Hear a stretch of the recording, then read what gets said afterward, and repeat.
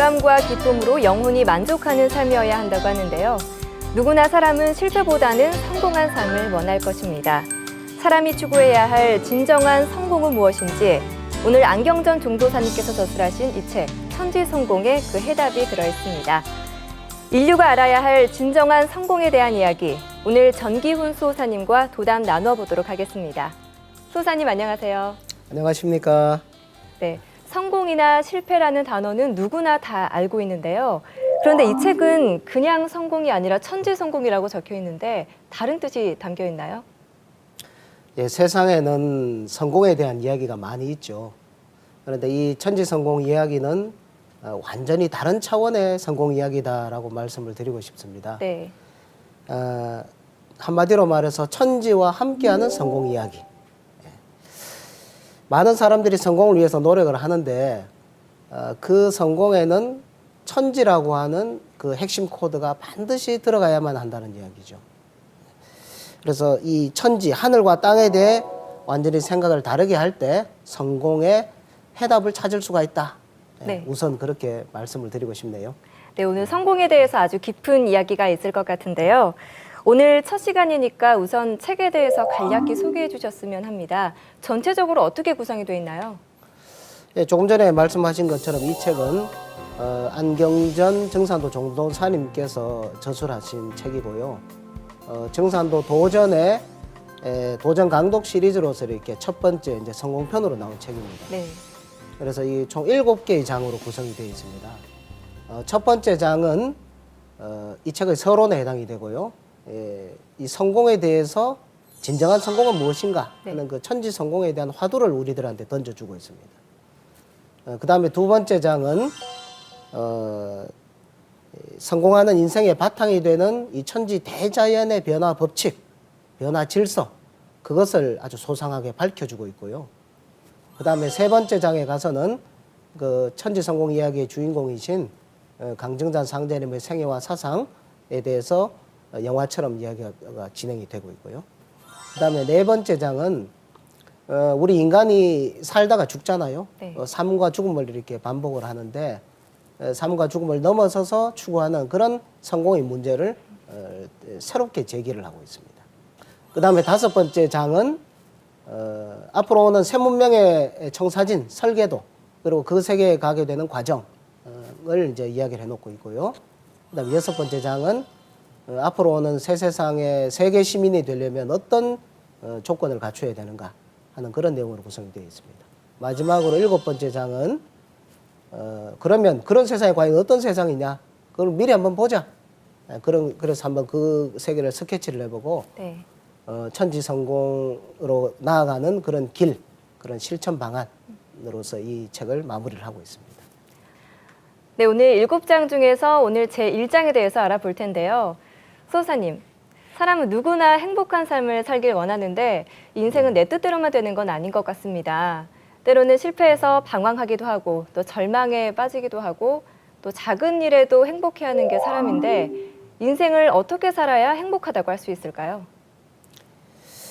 저도 인생을 오래 살아보지 않아서 참 한마디로 말씀드리기 어렵네요. 세상에는 많은 지혜로운 분들이 이제 행복에 대해서 조언도 해주시고 복된 삶을 살기 위해서는 어떻게 해라 이런 말씀들을 많이 해주십니다. 네. 학자들도 여기에 대해서 연구를 많이 하고 있고요. 그런 내용들이 있는데 뭐 종합해서 보면 간단히 말해서 사람은 자기가 하고 싶은 일을 성취했을 때 그때 가장 행복감을 느낀다고 합니다. 네. 자기가 목적했던 바를 이루는 것, 그걸 성공이라고 이야기하죠. 자기의 꿈을 이루는 것. 네. 그래서 이 행복이라는 것은 이 책 제목처럼 이 성공에 있다고 할 수 있겠죠. 2002년 월드컵 때에 우리 관중석에 보면은 그 관중들이 꿈은 이루어진다라고 하면서 이거를 이제 큰 그 카드 액션 해놓은 거 보셨죠? 네. 그때 월드컵 때 우리 국민들은 참 행복했죠. 개인적으로도 행복했고, 나라도 행복했고, 도둑들도 야, 이날만큼은 우리가 휴업을 하자 할 정도로 참 행복했는데 그 캐치프레이즈처럼 꿈을 이루어 나가는 것, 그 과정이 행복을 찾아가는 과정이 아닌가 싶습니다. 네, 저도 제가 하고 싶은 일을 이루었을 때 가장 행복함을 느꼈는데요. 사람은 성공을 하기 위해서 돈을 많이 모으기도 하고 또 권력이나 명예를 아주 중요하게 생각하기도 하는데 인생에 있어서 성공의 기준은 무엇이 있을까요? 요즘 인사말에 부자 되세요 이런 인사말을 하더라고요. 네. 아마 부자가 되어서 행복하세요 그런 뜻으로 하는 것 같습니다. 그러면 부자가 되면 행복한가 이런 것을 학자들이 이제 연구를 해봤답니다. 해보니까 부자가 되니까 실제로 행복해지더라고 해요. 돈이 많아지면 많아질수록 점점 행복해지고 그런데 많아지면 많아질수록 점점점 그 행복 지수는 떨어진다고 합니다. 그러다가 어느 선까지 올라가게 되면은 더 이상 행복에 전혀 영향을 끼치지 않더라. 이렇게 결과를 발표하더라고요. 한계가 있군요. 어느 정도. 예. 그 다음에 내가 이제 부자가 되었는데 다른 사람이 나보다 더 부자가 되었어요. 이렇게 되니까 나의 행복이 그만큼 감소를 하더라. 마치 이제 시소처럼 올라가면 올라간 만큼 내려가는 것처럼 이렇게 되더란 이야기를 하는 거죠. 한마디로 이제 상대적이라는 거죠. 네. 상대적인 거. 뭐 권력을 쥔다든지 아니면 명예를 얻는다든지 하는 그런 것도 여기에서 크게 벗어나지 않는다고 봅니다. 성공과 행복이 주관적이고 또 상대적이라고 말씀하셨잖아요. 그러면 사람은 영원히 행복해질 수 없는 건가요? 행복은 실체가 없는 것 같고 네. 이렇게 뭐 상대적인 것 같고 개인적으로 주관적인 거 아니냐 뭐 이렇게 생각을 할 수 있겠지만 행복은 분명히 존재하죠. 그렇기 때문에 모든 사람들이 그걸 추구하기 위해서 노력을 하고 이렇게 하기 때문에 또 인생 의미가 있다고 봅니다. 네. 그런 어떤 상대적인 거 말고 정말 참된 성공, 무너지지 않는 성공 이런 것을 이 책에서는 천지 성공이다 이렇게 표현을 하고 있는 거죠. 성공은 우선 나 자신이 어떤 하고자 하는 것을 이루려고 하는 긍정적인 마음가짐, 네. 하면 된다, 꼭 된다 하는 이런 마음가짐, 그리고 선명한 목표, 아주 뚜렷한 목표를 가지고 노력을 하게 되면 누구나가 그것을 이제 이룰 수 있다 하는 이런 이야기들을 많이 하죠. 네. 그래서 그런 걸 이룬 사람들의 이야기를 들어보면 그런 걸 들으면서 우리는 좀 용기도 얻고 희망을 얻어서 또 새롭게 도전을 하고 이렇게 하기도 하죠. 그런데 이 성공과 행복은 우리가 처해 있는 환경과 직결이 되어 있습니다. 환경. 예를 들면 자연 환경, 네. 또 인간 환경, 뭐 인간 관계들, 그 다음에 문명의 환경, 뭐 이런 것을 묶어서 이제 천지 대자연이다라고 이렇게 표현을 하는데요. 내가 성공할 준비가 되었다고 해도 내가 처해 있는 환경이 이 천지 대자연이 그렇지 못하다 이렇게 되면 내 노력이 허사가 될 수가 있죠. 네. 그래서 무너지지 않는 성공, 절대적인 행복이라고 하는 것은 나를 둘러싸고 있는 천지자연과 함께하는 성공이라야 된다. 이것을 이 책에서는 이야기를 하고 있거든요. 네. 그 다음에 두 번째로 뭐가 있냐면 무엇보다도 때를 잘 만나야 된다. 때를 잘 만나야 된다. 예. 네. 뭐 요즘 말로는 이제 타이밍을 잘 맞춰야 된다. 또 운때가 맞아야 된다. 이런 말을 하기도 하죠. 그래서 이 천지자연의 때를 정확하게 알 때 성공을 할 수 있다. 우리가 두꺼운 이 겨울옷을 입고서 여름에 아무리 잘 되기를 한다고 해도 일단 힘들잖아요. 네. 그 얇은 옷 입고 겨울을 못 나는 것처럼 이 자연의 때를 알고 거기에 순응할 때 성공을 이룰 수가 있다. 이 두 가지를 이야기를 하고 있습니다. 그래서 진정한 성공은 천지의 때를 알고 그다음에 천지와 함께하는 성공. 이것이 성공의 필요 조건이면서 충분 조건이다라는 이야기를 하고 있습니다. 천지와 함께 영원한 성공을 하기 위해서는 천지의 때를 알아야 한다라고 말씀하셨는데요. 그렇다면 인류가 살고 있는 지금은 어느 때에 해당할까요? 예, 한마디로 지금은 네. 인류가 일궈온 문명의 대전환기, 또 자연의 대변혁기다 이렇게 말씀을 드릴 수가 있겠는데요. 자료 화면을 보면서 말씀을 이어가도록 하죠. 네. 예, 지금 그 지구촌에는 한 개인의 행복과 성공을 뒤흔드는 그런 큰 변화들이 엄청나게 일어나고 있습니다. 그중 가장 심각한 것이 이런 자연재해, 자연재앙의 문제거든요. 남북극의 빙하가 녹고 있다 이런 얘기 많이 들어보셨죠. 네. 알프스의 빙하도 녹고 저기 안데스 산맥의 빙하도 녹고 이렇게 해서 그로 인한 기후 변화가 우리 피부에 와닿고 있고 지금은 뭐 그 정도를 넘어서서 섬뜩할 정도입니다. 지금 이 화면에 보시는 것은 2008년도에 이제 북극의 얼음이 다 녹아가서 이제 북극이 섬이 되어 버렸습니다. 그래서 배가 다닐 수가 있어요. 이게 이제 12만 5천 년 만에 이런 일이 벌어졌다 그러거든요. 그러면 그로 인한 어떤 변화라고 해서 우리가 상상을 초월할 정도인데 항로가 개통이 되니까 이것은 뭐 경제적인 이득을 먼저 차지하려고 뭐 여러 나라에서 지금 달려들고 있는데 실제로는 학자들이 경고하기를 이 북극의 빙하가 봉인하고 있던 이런 메탄가스층이 이렇게 열리게 되면 그 피해는 그 기후 변화로 인한 피해는 뭐 상상을 초월할 정도다. 이 남북극이라고 하면서 지구의 냉장고와 같죠.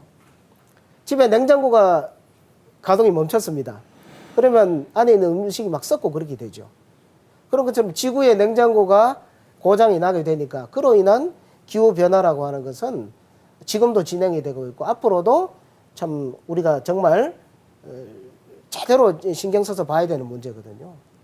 아마 지금쯤은 전 세계 사람들이 지구가 이상하다 이런 생각들을 다 하고 있을 겁니다. 뭐 100년 만에 폭염, 100년 만에 폭우, 뭐 100년 만에 홍수, 뭐 100년 만에 태풍 계속 이렇게 기록을 갱신하는 이런 그 기상 이변들이 이렇게 오고 있는데요. 단순히 기후 변화가 아니라 그러면 우리의 미래는 어떻게 될까? 이런 생각을 우리가 하게 되죠. 몇 년 뒤에는 어떻게 될까? 사람의 체온이 1도만 올라가도 뭐 당장 열이 나고 막 몸에서 이상한 막 현상들이 생기죠. 2도가 올라가면 3도 올라가고 이러면 정신이 막 혼미해지고 병원에 실려가고 하는데 지구의 평균 기온이 1도가 올라가게 되면 북극의 빙하가 다 없어지고 안데스에도 이렇게 빙하가 녹아내려서 물 부족 현상을 엄청나게 겪는다고 합니다. 그 다음에 2도씨가 올라가게 되면 아마존의 그 열대우림 있죠. 정글. 그 나무들이 사라지고 사막과 초원으로 변하게 된다고 합니다. 지구가 이렇게 뜨거워지는 문제들은 참 큰 문제거든요. 지금도 우리가 지금 앉아서 이야기를 하고 있는 이 순간에도 빙하는 계속해서 녹아내리고 있습니다. 이건 물에 대한 건데 불의 재앙도 무섭습니다. 불. 지구의 균형이 무너지면 지구 안에 있던 뜨거운 기운이 이렇게 터져 나오면서 그것이 화산 폭발도 되고 지진으로도 이렇게 드러나죠. 지진 발생 빈도도 계속해서 늘어나고 있습니다. 시간이 가면 갈수록. 이 지진이라고 하는 것은 뭐 5초, 10초 만에 그냥 뭐 모든 것이 다 무너지는 거죠. 과거에 이제 대만에서 지진이 났을 때 이제 지진을 겪은 한 여성에게 기자가 인터뷰를 했어요. 어떻게 된 겁니까? 이렇게 하니까 그 여성이 하는 이야기가 뭐라 그러냐면 단 5초 만에 모든 것이 바뀌었어요. 이런 이야기를 해요. 어떻게 됐습니까? 하니까 단 5초 만에 just 5 seconds. everything changed. 모든 것이 바뀌었어요. 그 한 말을 생각을 해보면 5초 전과 5초 후는 뭐 엄청난 그런 대변혁을 겪은 그 여성의 그 충격을 한마디로 표현을 한 거죠. 여러분들 동일본 대지진을 기억하시죠? 재작년 3월 11일 날 큰 지진이 일어났습니다. 그렇게 해서 이제 쓰나미가 이렇게 쫙 시커먼 쓰나미가 몰려왔잖아요. 그때 제가 신문 기사를 보니까 이제 한 젊은 부부가 쓰나미를 피해서 이렇게 막 도망을 가는데 이제 남편은 앞장서 가고 그 아내는 뒤따라가다가 아내는 못 따라가가지고 휩쓸려 버렸어요. 그러니까 거기서 남편을 부르면서 그 시커먼 쓰나미에 그냥 남편 이름 부르다가 그냥 그 시커먼 물구덩이 속에 파묻히는 거를 그걸 눈으로 그냥 볼 수밖에 없었거든요. 그 남편이 그 이후에 어떻게 살았을지 참 얼마나 큰 충격과 그런 것이 오래 갔을지 이런 거를 참 우리가 생각해 보게 되죠. 근데 그것으로 끝난 것이 아니라 그 이제 원자력 발전소를 덮쳐서 폭발이 일어나고 그래서 방사능 유출되고 그렇게 됐죠. 그래서 후쿠시마 지역 같은 경우는 지금도 30km, 반경 30km 이내에는 300년 동안 쓸 수 없는 그런 죽음의 땅이 되었다고 그래요. 그 다음에 거기서 나온 뭐 세슘이나 스트론튬 같은 이런 방사능 물질이 이렇게 어디까지 퍼져나간지 지금 짐작을 할 수가 없습니다. 그러면 우리가 거기 살던 주민들은 강제 대피를 해서 수용소에서 지금 그 아주 희망 없는 그런 삶을 살고 있거든요.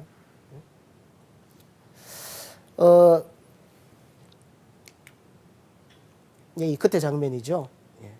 지금도 계속 진행되고 있습니다. 이게. 그리고 더더욱이 절망적인 것은 내 자식 때, 내 손자 때에 가서 이런 유전적인 변화들을, 그런 변이를 일으켜서 뭐 백혈병이 걸린다든지 암이 걸린다든지 이게 나온다는 거예요. 그러면 그 얼마나 불안하고 절망적이겠습니까? 이것은 그 다음에 뭡니까? 우리가 먹는 것, 먹거리 바다에서 나오는 거 우리나라에도 그것이 지금 수입이 된다 안 된다 그래서 말들이 많죠. 일본에서 수입된 거 먹지 말아야 된다는 이런 이야기들 하고요. 그래서 이런 남북극의 빙하가 높고 이 불의 재앙 이런 것들, 이 기후 변화라고 하는 것, 이것이 학자들은 문명 변화의 가장 큰 변수다 이런 이야기를 해요. 가장 큰 변수. 과거에 6,000년 전에도 중앙아시아에 큰 기후 변화가 있어가지고 많은 그 인구 이동, 집단 이동이 있었죠. 그렇게 해서 이제 문명을 획기적으로 이렇게 바꾸게 되거든요. 지금은 이런 자연의 대변혁이 일어나고 있는 그런 때입니다. 지금 불과물에 대해 말씀을 좀 정리해서 드렸습니다. 네, 말씀하신 것처럼 기록적인 기상이변이 계속되고 있고 또 지진과 쓰나미 같은 이런 자연의 대재앙도 있지만 이 사스나 신종플루 같은 전염병 그리고 전쟁에 대한 위협도 점점 커지는 것 같아요. 예, 그렇습니다. 잊을만 하면 찾아오고 잊을만 하면 찾아오는 이 전염병의 문제. 이게 참 심각하죠. 수년 전에 이제 사스나 신종플루 같은 질병과 인간이 대립했던 적이 있죠. 그때는 다행히 많은 의학자들의 노력으로 비교적 적은 피해를 받고 넘어갔지만은 바이러스는 지금도 필사적으로 쉬지 않고 자기 생존을 위해서 그 변이를 계속하고 있다. 의학자들은 그 전쟁을 한번 치르고 난 다음에 그런 경고를 했습니다. 그리고 사스나 신종플루 같은 것은 리허설에 불과하다. 이건 연습 게임에 불과하다. 이런 이야기를 했죠. 의학 발전이 이 바이러스의 변이를 따라잡지를 못한다고 합니다. 네.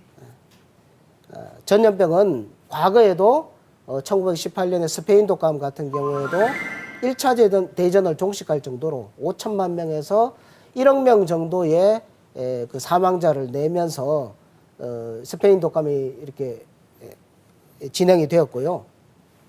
그 다음에 흑사병 같은 경우도 여기 화면에 나오는 게 이제 흑사병의 돌 때의 그 장면인데요.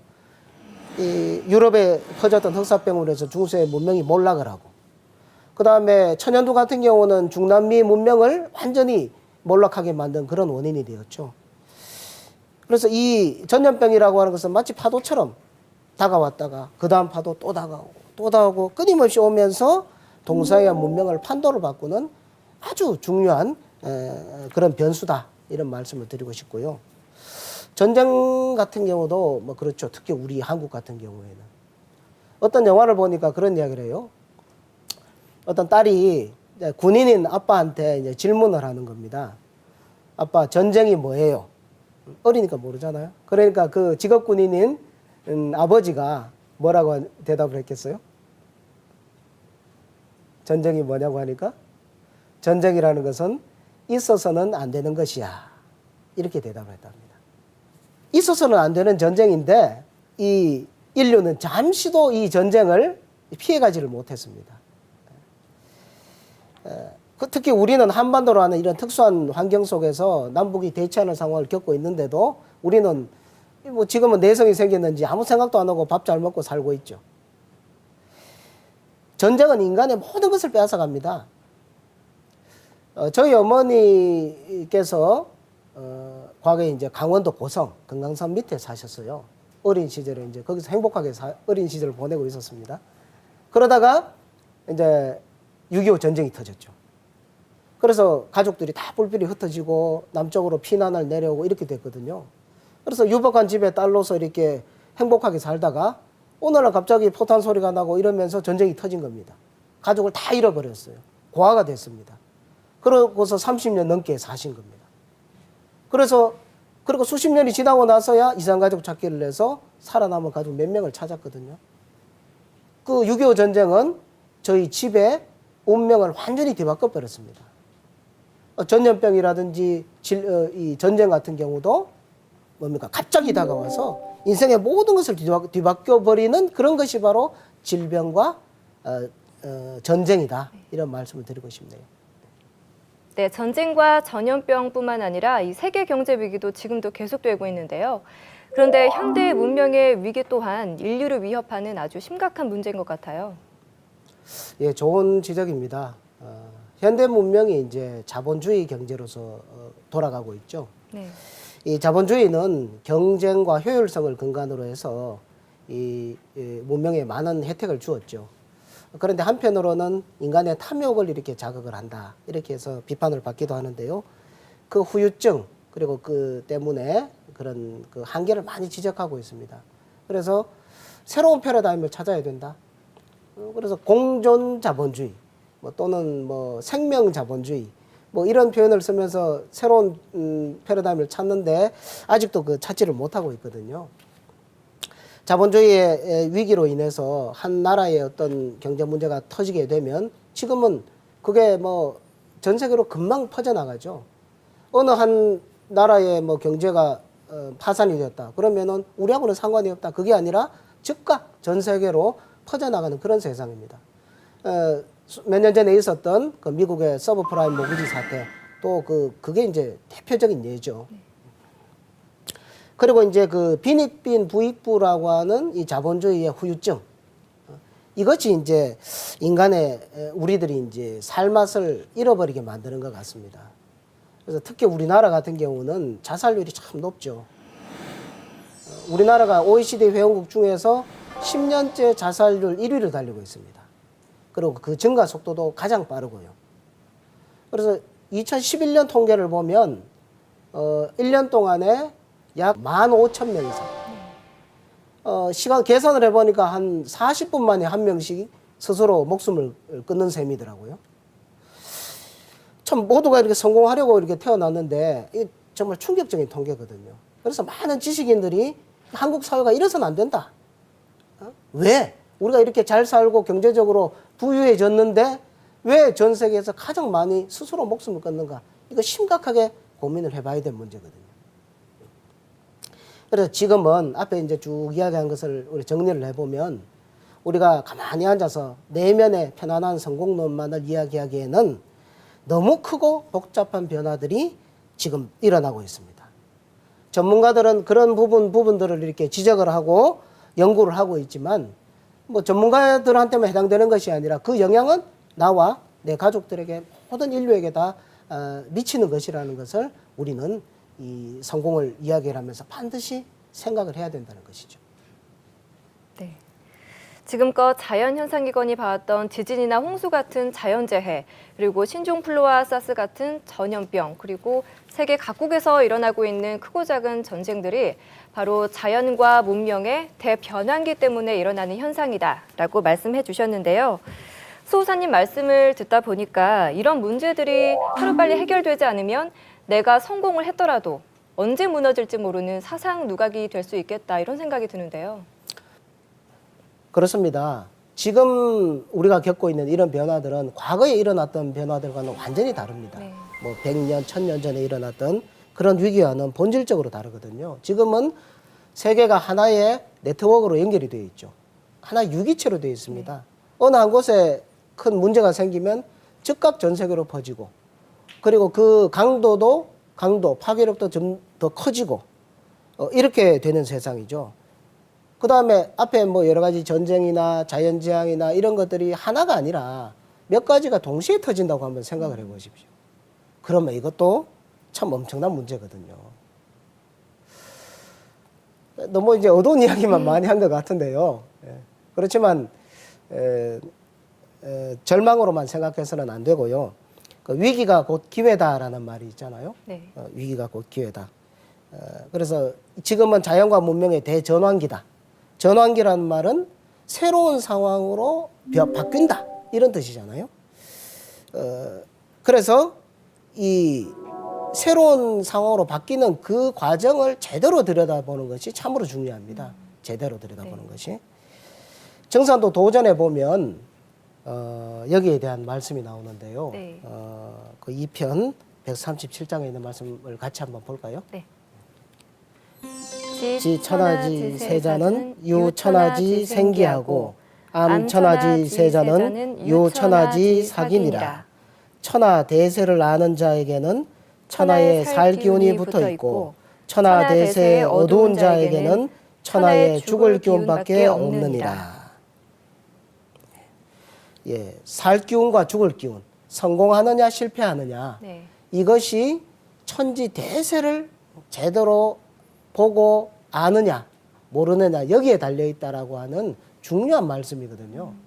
그러니까 지금까지 지나온 그 과정들이 있고 앞으로 새로운 과정으로 전환을 하는데 그 전환되는 그것을 제대로 들여다보는 것이 성공과 실패의 열쇠다 네. 하는 그것을 아주 전곡을 집어서 해주시는 말씀이라고 생각이 듭니다. 네, 앞서도 말씀하셨지만 위기가 곧 기회라고 말씀하셨어요. 그렇다면 인류가 지금 맞서고 있는 이러한 위기가 의미하는 것은 무엇이고 앞으로 이 위기를 어떻게 기회로 바꿀 수 있을까요? 예, 지금 일어나는 이런 변화들은 문명사적인 변화를 넘어서 가지고 아주 뭐 하늘과 땅, 뭐 우주적인 이런 그 변화죠. 그래서 우리는 하루하루 생활을 뭐 밥 먹고 뭐 직장 생활하고 가족과 지내고 하는 이런 작은 시야 속에서 이렇게 살아갑니다. 막 그것도 참 중요하지만 지금 이때는 네. 눈을 크게 떠서 이 변화의 규모가 큰 규모로서 일어나는 거기 때문에 그 대세의 변화에 눈을 떠야 된다. 네. 시야를 넓게 가지는 것. 이것이 이제 첫 번째로 아주 중요하다고 봅니다. 네. 그리고 앞으로 펼쳐지는 이제 새로운 어떤 변화 질서 여기에 대해서 이렇게 우리는 귀를 기울여야 됩니다. 그래서 지금까지 듣던 이야기가 아니라 새로운 이야기에 귀를 기울이고 거기에 대해서 적극적으로 알아보려고 하고 하는 그런 진취적인 자세가 필요한 거죠. 그렇게 눈을 크게 뜨고 시야를 넓게 해서 보게 되면 아, 자연의 변화는 왜 일어난다. 그리고 뭡니까? 문명의 변화는 어떻게 왜 일어난다. 전염병의 어떤 창궐이라고 하는 것은 어떤 변화의 어떤 뭐 패턴을 가지고 있고 어떤 식으로 변화 이런 그 대세의 흐름이 이렇게 눈에 들어오게 됩니다. 네. 이것을 파악을 할 때 새 이야기를 제대로 들을 수 있는 귀가 열리는 거거든요. 이 성공과 행복에 대한 새로운 이야기에 주목해야 한다고 하셨는데 그 새로운 이야기가 무엇인지 구체적으로 설명 부탁드립니다. 예, 다가오는 새 세상의 이야기, 새 이야기를 들려주실 그 주인공을 먼저 소개해드리고 싶은데요. 네. 그분은 19세기 말 우리 동방 한반도에 강세하신 강정산 상제님이라는 분입니다. 상제님이라고 하면 조금 뭐 생소하게 들리실지 모르지만 예로부터 이 동방에서는 대우주 통치자 하느님을 상제님이다라는 그런 표현을 쓰면서 호칭을 했습니다. 네. 그리고 강시성을 가지고 이제 정산이란 호를 가지고서 오신 상제님. 그렇게 이제 강정산 상제님이라고 호칭을 하거든요. 이분이 이제 앞으로 오는 새 질서, 새 문명의 탄생에 대한 새 이야기를 해주셨고 또 다가오는 세상의 틀을 이렇게 미리 짜두신 그런 분입니다.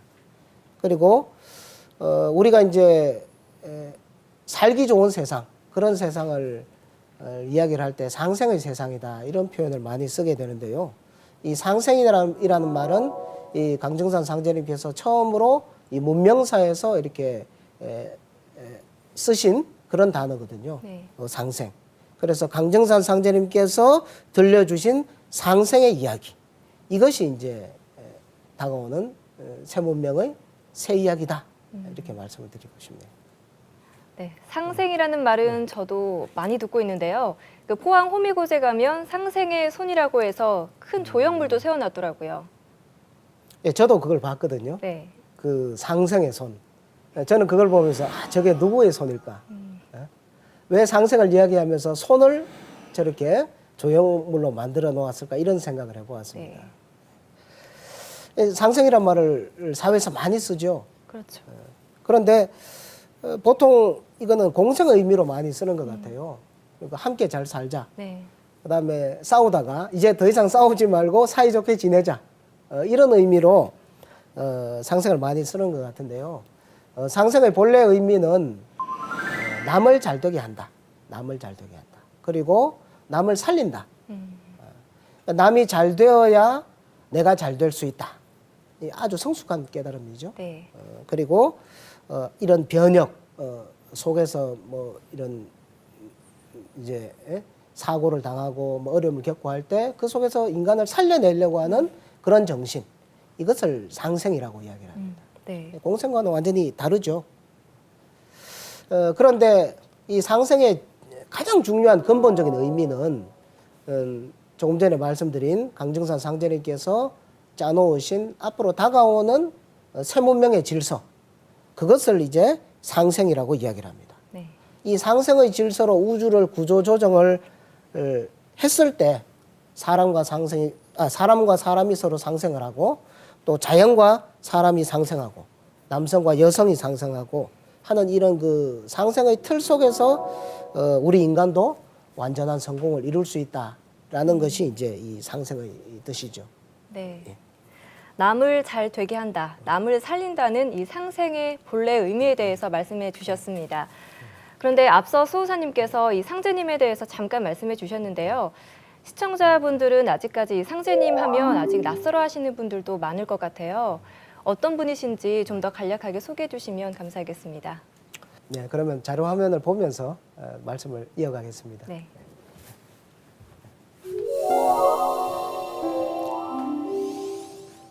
예, 강증산 상제님은 새로운 문명을 설계해 주신 그런 분입니다. 그래서 인류 문명사에서 가장 큰 영향력을 끼친 분이면서도 알려지지 않고 연구되지 않은 그런 분이거든요. 화면에 나오죠. 예. 이분이 이제 7살 때 이미 이제 천재에 대한 깨달음을 시로도 표현을 하시고 무엇보다도 말할 수 없는 그런 조화를 쓰셔가지고 많은 사람들을, 죽은 사람도 살려주시고 또 뭐 여러 가지 기획 이적도 부리시고 하는 그런 내용들이 참 많이 나옵니다. 그래서 당시 조선 사회에서는 이분을 그냥 신인이다, 신인, 신과 같은 사람이다, 이렇게밖에는 표현을 할 수가 없었습니다. 그런데 잘 알려지지가 않았죠. 예를 들어보겠습니다. 다음 화면을 보면요. 일제시대 때 이제 보천교라고 하는 종교가 있었는데요. 동서양에 많은 종교가 있지만 동서양 종교 역사 속에서 가장 짧은 시간에 가장 큰 부흥을 이룬 그 희대의 부흥가가 이 차경석이라는 분이거든요. 약 10여 년 만에 700만의 신도를 규합해가지고 당시 일제사회에 민족 종교 운동을 일으킨 분이거든요. 이분의 아버지가 차치구라는 분입니다. 전봉준 장군과 함께 동학혁명을 했던 분이죠. 근데 그거를 꿈을 못 이루고 이제 돌아가셨는데 그 세상을, 좋은 세상을 만들겠다는 그런 개혁의 생각을 가지고 있었지만 이루지 못했어요. 근데 그 아들 차경석이라는 분이 이제 그런 꿈을 가지고 있었거든요. 그런데 이분이 제일 만나고 싶어 했던 분이 바로 강증산 상제님입니다. 그래서 실제로 만나요.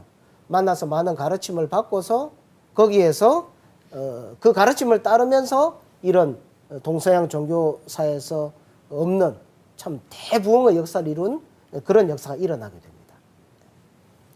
그 다음에 또 화면을 보시면 김구 선생이 나오죠. 김구 선생 백범일지를 다들 읽어보셨을 겁니다. 근데 자세히 들여다보면 그게 어떤 내용이 나오냐면 그 당시 이제 조선 사회에서 많은 사람들이 입으로 이렇게 소문으로 퍼져나가던 이야기가 뭐냐면 남조선에 신인이 나타나셨다. 남조선에. 그러니까 조선이 있으면 이제 북쪽이 있고 남쪽이 있잖아요. 그러니까 이 남쪽 조선에 신인이 나타나셨다.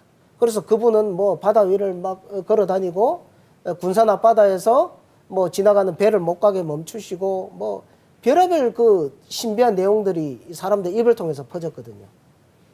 그래서 그런 이적을 보면서 이분은 단순히 조선이라는 한 나라가 아니라 어떤 이 세상 전체와 더불어서 무언가를 하려고 구상을 했던 분이다라는 것을 우리가 어렴풋이 짐작을 할 수가 있거든요. 자, 이 강정산 상제님께서 이제 이 세상을 진단하고 선언을 하십니다. 그 내용이 이제 천지성공에 나오는데요. 예, 거기 이제 온 천하가 하는 부분 나오죠? 네. 예, 한번 읽어 주시겠습니까? 이제 온 천하가 큰 병이 들었느니라. 내가 하늘과 땅을 뜯어 고쳐 무궁한 선경을 열려 하나니. 예. 이제 온 천하가 큰 병이 들었느니라. 내가 하늘과 땅을 뜯어 고쳐서 무궁한 선경을 건설하려 하노라. 병든 하늘과 땅이 병들었다. 우리가 조금 전에 이야기한 현대 문명의 종합적인 그런 위기 상황이 이 말씀 속에 압축되어 있다고 봅니다. 그래서 이 하늘과 땅이 모두 병들었기 때문에 이것을 천지를 뜯어 고치지 않을 수 없다. 하늘과 땅을 뜯어 고친다. 그것이 유일한 방법이다. 이런 걸 지금 선언하고 계시는 거거든요. 네. 이런 이야기를, 이런 말씀을 하신 분이 인류 역사상 아무도 없어요. 이런 파격적인 선언과 그 다음에 거기에 대한 처방. 우리 뭐 그렇게 생각할 수도 있습니다. 야, 뭐 그렇게 엄청난 말씀을 그렇게 하십니까? 어떻게 천지를 뜯어 고칩니까? 이런 생각을 할 수가 있죠. 근데 가만히 뒤집어 생각을 해보면 이제는 이런 총체적인 어떤 위기 상황을 우리가 맞고 있다면 이런 혁신적인 진리 그리고 천지의 틀을 막 바꾼다고 하는 이런 정도로 성숙한 진리가 아니면 우리가 처하고 있는 이런 하늘 땅의 문제를 우리가 인류가 직면하고 있는 이런 문제를 근원적으로 해결할 수 없겠구나 하면서 고개가 사실 끄덕여집니다. 온 천하가 병들었다. 이 증산 상제님께서 이 세상에 대해서 진단을 내리신 거에 대해서 어느 정도 이해가 가는데요. 그렇다면 이 인간의 행복과 그리고 천지를 뜯어고치는 것은 어떤 관계가 있을까요? 이제 하늘과 땅이 병들었기 때문에 그 속에 살고 있는 인간도 병이 들지 않을 수 없죠. 이제 어항에 물이 썩었습니다. 거기에 사는 물고기가 병이 안 들기가 어렵죠. 막 그것처럼 이 어항의 물을 깨끗하게 갈아줘야 되죠. 그래서 천재 질서를 뜯어 고쳐서 제대로 이렇게 그 바탕을 깔아놓은 속에서 인간이 자기의 성공을 추구를 할 수 있다는 겁니다. 네. 자, 그러면 뭐 반문을 할 수가 있죠. 그럼 왜 병이 들었냐? 왜 어항에 물이 썩었습니까? 항상 물을 깨끗하게 놔두면 되지. 안 썩게 하는 방법은 없습니까? 이렇게 이야기할 수 있겠죠. 근데 여기에서 강정산 상제님께서는 어떤 말씀을 하시냐면 자, 천지성공 책을 한번 볼까요? 39쪽을 한번 봐주시기 바랍니다. 천지 대운이 이제야 큰 가을의 때를 맞이하였느니라. 예. 천지 대운이 이제야 큰 가을의 때를 맞이하였느니라. 그러니까 강정산 상제님께서는 이 천지가 지금까지 이렇게 병들지 않을 수밖에 없는 그런 어떤 시간 과정을 거쳐왔다는 걸 말씀하시거든요. 그리고 나서 이제는 성숙기를 맞이하였다. 자, 이 천지의 가을의 때를 말씀해 주신 성자나 철인이 없습니다. 상제님께서 처음으로 천지와 인간 변화의 대세를 통해서 지금의 시대 정신을 뚜렷하게 진단해 주고 계시는 거거든요. 자, 천지 성공이라는 것은 천지가 성공한다는 말이죠. 천지가 성공한다. 네. 그러면 천지도 자기의 목적, 자기의 꿈을 갖고 있다는 겁니다.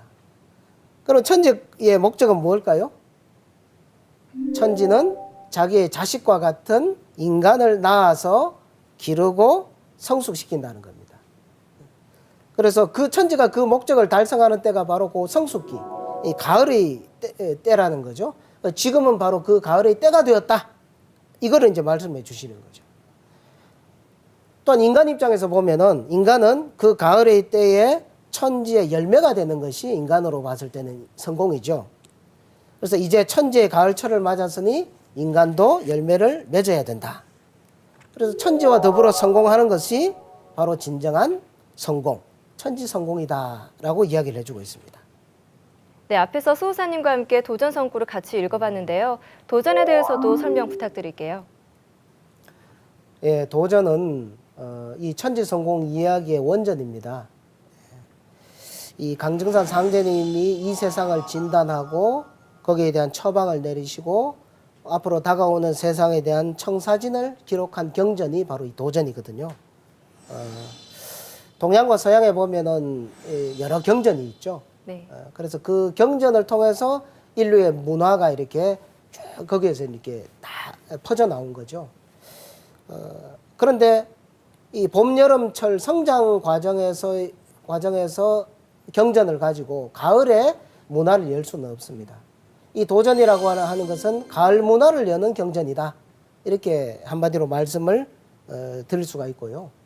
그래서 이 도전을 보면은 앞으로 다가오는 새 문명의 사회상, 그리고 그 꿈의 사회, 참 멋진 이야기들, 새로운 세상의 주제, 이런 것들이 가득 담겨 있거든요. 그래서 이 천지 대세의 변화에 눈을 뜨기 위해서는 70억 인류가 이 도전을 전부 집집마다 한 권씩 놓고서 다 읽어봐야 될 그런 경전이라고 말씀드리고 싶습니다. 네. 이 병든 하늘과 땅을 고치기 위해서 인간으로 강세하신 증산 상제님, 그리고 그 상제님 천지공사의 원전인 이 도전에 천지공사의 비밀이 담겨 있을 것 같다는 생각이 드는데요. 지금까지 천지성공 제1장, 우리는 지금 어디로 가는가에 대해서 알아봤습니다. 수사님, 끝으로 정리 말씀 부탁드릴게요. 예, 오늘 도담을 나누면서 이 천지라는 단어를 많이 사용했죠. 네. 정산도의 안온산 태상종도사님께서 이런 말씀을 자주 해주셨습니다. 세상 사람들이 천지가 뭔지를 몰라.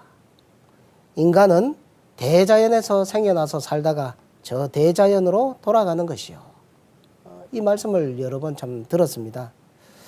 자, 하늘이 저 푸르고 푸른 저 하늘, 땅이 이 딱딱한 지구 땅덩어리, 그렇게만 보는 이런 현대인들에게 정말 일침을 가하는 말씀이거든요. 천지는 하늘과 땅이라고 하는 것은 그냥 무기물로 이렇게 이루어져서 단순히 기계적인 물리법칙으로만 돌아가는 그런 존재가 아니라는 거죠. 그리고 하늘과 땅이라고 하는 것은 그냥 어떤 대상, 객체만 되는 것이 아니라 이 하늘, 땅이라는 것은 인간과 더불어서 이 우주 역사의 주체로서 늘 우리 인간과 교감을 하고 끊임없이 그런 교감을 하는 그런 성령적인 존재다. 살아있는 생명체다. 이것을 이야기를 해주고 계신다고 봅니다. 그 다음에 또 두 번째로 이 천지라는 것은 우리 인간에게 끊임없이 우리 존재의 요소를 공급해주는 그런 인간의 뿌리, 근원과 같다. 뭐 천지성공에도 그런 내용이 나오거든요. 천지는 억조창생의 부모니라. 천지 알기를 부모 알듯이 하라. 이 말씀도 도전에 나오는 말씀입니다. 천지는 억조창생의 부모다. 이 천지라는 것은 인간의 근원이고 뿌리고 부모와 같다는 거죠. 그래서 천지와 더불어 성공하는 천지성공이라는 것은 이제 인간이라는 자식이 이렇게 자라서 어른이 되는 그런 성숙한 가을이 때가 되었다 이겁니다. 그러면 천지 부모도 이제 성숙을 해서 이렇게 제자리를 잡고 네. 그렇게 나면 인간이라는 자식이 천지를 부모로 알고 천지 부모의 뜻을 이루고 천지 부모의 이상을 실현해주고 네. 천지 부모의 꿈을 이루어 드리는 것, 그런 효도를 다하는 것, 이것이 인간 성공의 가장 중요한 길이다. 여기까지 생각이 미칠 때 진짜 천지 성공의 의미를 깨달을 수 있다고 봅니다. 그래서 네. 이런 인간 성공론의 완성, 네. 인간 성공론의 극치가 바로 천지 성공이다. 천지 성공으로 완성이 된다. 네, 그 말씀을 마지막으로 드리고 싶습니다. 네, 말씀 잘 들었습니다.